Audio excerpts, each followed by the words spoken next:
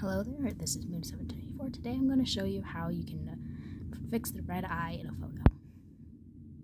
First you're going to open it, or upload it. So someone sent me these photos a while back. Hold on. Okay, so basically you open the thing. Okay, so over here you'll see the spot red eyes thing. So first you might want to zoom in. See right over here. Well, now we're gonna go click on the red eye. Then we go like this.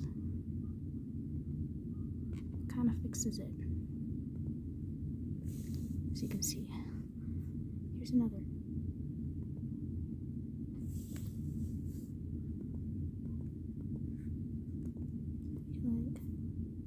Try to move it around. Fix the other eye. There's a lot of red eye here. So, here's another one. And now you're done.